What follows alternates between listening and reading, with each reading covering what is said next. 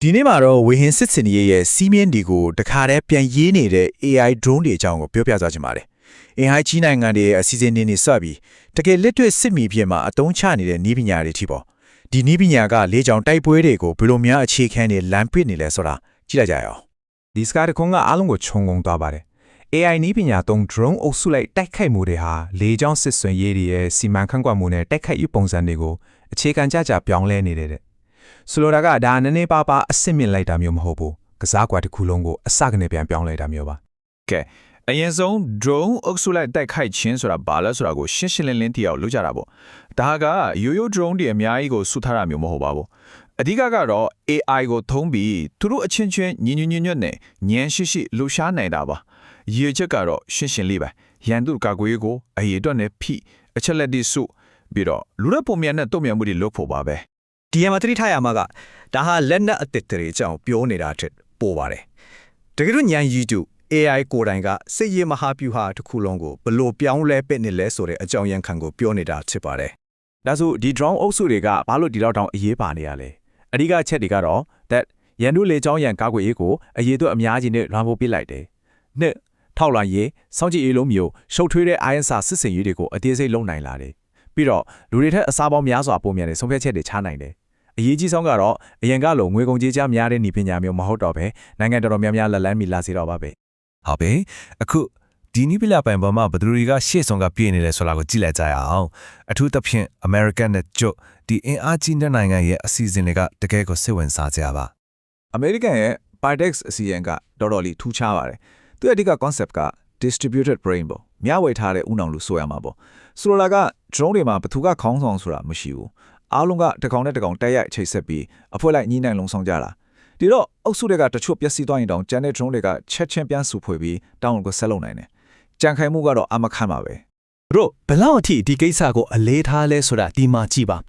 replicator ဆိုတဲ့ကိုယ်ပိုင်အောက်ချုပ်ခွင့်ရ drone တွေတီးထွင်ထုတ်လုပ်ရေးအရှိန်မြင့်တင်ထုတ်အစီအစဉ်အသက်2024ဘန်ဒါနဲ့တစ်နှစ်တည်းမှတဲ့ရန်ပုံငွေကဒေါ်လာတန်900ပါတန်900နော်ဒါကသူတို့ဒီနည်းပညာကိုဘယ်လောက်တွန်းအားပေးနေလဲဆိုတာရှင်းရှင်းလင်းလင်းမြင်နိုင်ပါတယ်တစ်ဖက်မှာ Geo ကိုကြည့်လိုက်တော့သူတို့ရဲ့ Swarm Eye စနစ်ကိုတွေ့ရတယ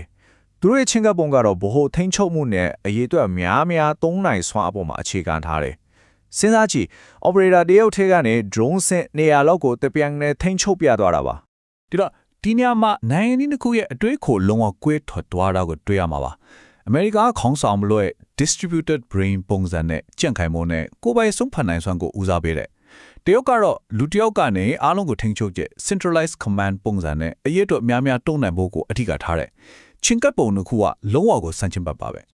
โอเคအခုဥရာပပကိုတစ်ချက်ကြည့်ရအောင်သူတို့ကလည်းနည်းနည်းလေးကွဲထွက်တယ်အရေးကြီးတဲ့ဆုံးဖြတ်ချက်ချတဲ့နေရာမှာလူကိုပဲအဓိကနေရာမှာဆက်ထားချင်ကြတယ်ထေးလီဆီယာဆွာမတ်စတာစနစ်ကအဲ့ရတွေခေါ်ကွက်ခွင်းပြပါတယ်သူက drone ပေါ်မှာပါတဲ့ AI ကိုပြင်တန်းတာတော့လမ်းကြောင်းချတာလို့အလုပ်တွေပဲခိုင်းတယ်ဒီလိုလုပ်ချင်အဖြစ် operator ရဲ့ဝန်ကို short ချပေးတယ်ဒါပေမဲ့ဘယ်ပေးမှကိုတိုက်ခိုက်မလဲဆိုတဲ့နောက်ဆုံးအဆုံးဖြတ်ကိုတော့လူကပဲချရတယ် AI ကို torrent တစ်ဖက်လျာမှုတရလို့သဘောထားပြီးလူကပဲ captain နေရာမှာရှိနေတဲ့ပုံစံမျိုးပါပြန်တဲ့ရဲ့ Icarus Swarm စနစ်မှာတော့တကယ်ကိုထူးခြားတဲ့အားတာချက်တစ်ခုရှိနေပြန်တယ်အဲ့ဒါကတော့လိုအပ်တယ်လို့ပြောင်းလဲတက်ဆင်လို့ရတဲ့ modular design ပါပဲဥပမာဒီနေ့ထောင်းလိုင်းရေးလုပ်နေတဲ့ drone တစ်စင်းကိုမနေ့ဖြန်မှာတိုက်ခိုက်ရေးတာဝန်အတွက်နိုင်ပိုင်းအတွက်အလွယ်တကူပြောင်းလဲတက်ဆင်နိုင်တယ်ဒီအချက်ကသူ့ကို mission အမျိုးမျိုးအတွက်အလွန်အတုံးဝင်စေပါတယ်ကဲခုနပြောခဲ့တာတွေကအစီအစဉ်နေသဘောတရားတွေအခုကနာမှာတော့တကယ့်စစ်မြေပြင်မှာထိရောက်မှုရှိကြောင်းတက်တီပြပြီးသားတိုက်ခိုက်ရေး drone တွေကြောင်းကိုပြောကြပါစို့ဒီစရာလေးကလက်ရှိစစ်မြေပြင်မှာနာမည်ကြီးနေတဲ့ drone တွေကိုအချင်းချုပ်ပြထားတာပါတူကီရဲ့ Kagutu ကနေ Ukraine ရဲ့ Swarma software တီ Israel ရဲ့ Harop ကနေ Iran Russia ရဲ့ Shahed 136အစုံအမျိုးအစားစုံလင်စွာပဲထူရမှာပါတူကီရဲ့ Kagutu ကတော့တမိုင်းမှာမတ်တိုင်တစ်ခုစိုက်ထူခဲ့တယ်လို့ပြောလို့ရတယ်ဘာလို့လဲဆိုတော့သူဟာစစ်မြေပြင်မှာလူသားချင်းချုပ်မှုမပါဘဲကိုပိုင်ဆုံးဖြတ်ချက်တဲ့တိုက်ခိုက်မှုတွေပြုတ်လုပ်ခဲ့တယ်ပထမဆုံး AI drone တွေကတခုအဖြစ်အသက်မခံထားရလို့ပါပဲဒါဟာစက်တွေကကိုယ်တိုင်ဆုံးဖြတ်တိုက်ခိုက်တဲ့ခึကိုတကယ်ရောက်လာပြီဆိုတာကိုပြလိုက်တာပါပဲ AI software ရဲ့စွမ်းကိုရှင်းရှင်းလင်းလင်းမြင်ခြင်းဒီစကားကိုပဲကြည့်လိုက်ပါ ယူကရိန်းရဲ့ SWAM စနစ်အကြောင်းပြောထားတာပါအရင်ကလူ9ယောက်လိုတဲ့အလုပ်ကိုအခုလူ3ယောက်တည်းနဲ့ပြီးတယ်စဉ်းစားကြည့်လုံနိုင် SWAM ဘလောက်တောင်တက်သွားလဲဆိုတာဒါတကယ်ကို game changer ပါပဲ ပြန်ဝဲတိုက်ခိုက်ရေးလက်နက်ဆိုရင်အတုံးအနှုံးကိုလည်းနည်းနည်းလေးရှင်းပြခြင်းပါတယ်ဒါကဖြစ်မှတ် area အပေါ်မှာအချိန်တစ်ခုကြာအောင်ပြန်ဝဲစောင့်ဆိုင်နေပြီးမှအချိန်ကိုင်းဝင်တိုက်တဲ့လက်နက်မျိုးပါHarab နဲ့ Shahad 136လို့ drone တွေကအာယုံခံကီးရီယာလက်နက်နဲ့လီရင်ကိုထဲအားလုံးကိုတစ်ခုထဲမှာပေါင်းတည်ထားတဲ့ one way drone တွေပါပဲဒီအချက်လက်တွေအားလုံးကို PNB ခြုံငုံကြည့်လိုက်တဲ့အခါ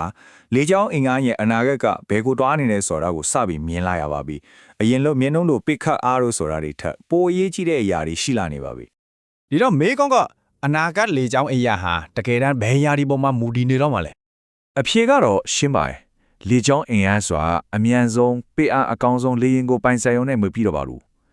အခုခေတ်ရဲ့အရေးကြီးဆုံးမန်တိုင်းတွေကတော့စက်တွေရဲ့ကိုယ်ပိုင်ဆုံးဖြတ်နိုင်စွမ်း autonomy ကုန်ကြစည်တတ်ထားတဲ့စနစ်တွေကိုအရေးအတွက်အများကြီးဖြန့်ကျက်နိုင်စွမ်း mass ပြီးတော့စက်တွေအချင်းချင်းအချင်းနဲ့တပြင်းညီပူးပေါင်းလှုပ်ဆောင်နိုင်စွမ်း networking ဒီ၃ချက်ပဲဖြစ်လာပါမယ်အဆုံးသတ်အနေနဲ့ဒီအချက်ကိုပဲအနှစ်ချုပ်ပြောပါစီ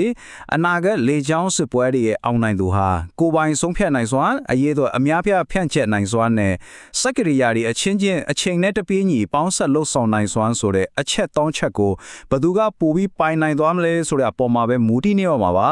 ဒါလေကြောင်းစစ်စင်ရေးအနာဂတ်ကိုပုံဖော်မဲ့အဓိကမောင်းတဲ့အားတွေပါပဲ